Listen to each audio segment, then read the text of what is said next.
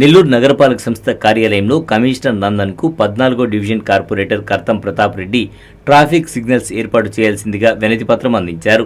ఈ సందర్భంగా కమిషనర్ మాట్లాడుతూ నగరంలో 7 సెంటర్ల వద్ద ట్రాఫిక్ సిగ్నల్స్ ఏర్పాటుకు సంబంధించి గతంలో టెండర్లు పిలిచి కాంట్రాక్టర్లకు పనులు అప్పగించినట్టు తెలిపారు. లైటింగ్ మెటీరియల్స్ సప్లై చేశారన్నారు. అయితే పనుల్లో జాప్యం చేయడంతో నోటీస్ ఇచ్చినట్టు కమిషనర్ తెలిపారు. మరోసారి నోటీస్ ఇచ్చి చర్యలు తీసుకుంటామని వివరించారు. నెల్లూరు నగరంలో ట్రాఫిక్ సిగ్నల్స్కి సంబంధించి గత సంవత్సరంలో టెండర్స్ పిలవడం జరిగింది. టెండర్ ప్రాసెస్ కూడా కంప్లీట్ అయ్యి కాంట్రాక్టర్ అగ్రిమెంట్ చేసుకొని మెటీరియల్స్ కూడా సప్లై చేస్తున్నాడు, లైటింగ్ మెటీరియల్.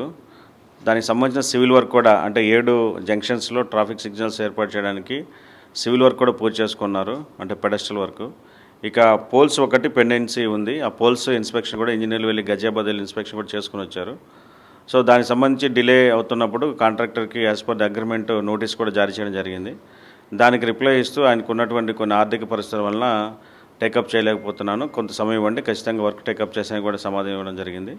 సో ఆయనకి కొంత సమయం ఇచ్చి మళ్ళీ కూడా రెస్పాన్స్ లేకపోతే సెకండ్ నోటీస్ ఇచ్చి అతన్ని టెండర్ క్యాన్సిల్ చేయడం జరుగుతుంది. అదేవిధంగా అమౌంట్ కూడా ఏదన్నా యాజ్ పర్ అగ్రిమెంట్ రికవరీ చేయాల్సి వస్తే రికవరీ కూడా చేస్తాం. ఈరోజు మన నెల్లూరు నగర ప్రజలు ట్రాఫిక్ వల్ల ఇబ్బంది పడుతున్నారు. దాన్ని దృష్టిలో పెట్టుకొని ఈరోజు మేమందరం కూడా కలిసి మన నెల్లూరు నగర కార్పొరేషన్ మన కమిషనర్ గారిని కలిసి ఒక మెమరాండం ఇవ్వడం జరిగింది. ఎందుకంటే 2022-23 నుంచి దాదాపు మన మున్సిపల్ బడ్జెట్లో కూడా ఆమోదించడం జరిగింది 45 లక్షల రూపాయలు. తర్వాత 2023-24 మరో 50 లక్షలు, 2024-25 దాదాపు 1.5 కోటి రూపాయలు మనం బడ్జెట్లో కేటాయించుకొని కాంట్రాక్టర్ కూడా మనం ఇవ్వడం జరిగింది. కానీ అప్పటి నుంచి గత 3 సంవత్సరాల నుంచి ఎక్కడ కూడా నెల్లూరు నగరంలో ఒక ట్రాఫిక్ సిగ్నల్ లైట్ కూడా ఎలగలేదు. కానీ మన కార్పొరేషన్ నుంచి డబ్బులు మాత్రం పోతున్నాయి. అవి ఏమైపోతున్నాయో తెలియదు, ఆ వస్తువులు వస్తున్నాయో లేదో తెలియదు. దీన్ని గతంలో మేము మున్సిపల్ కార్పొరేషన్ సమావేశాల్లో కూడా మేము 1-2 సార్లు లేవనెత్తడం జరిగింది.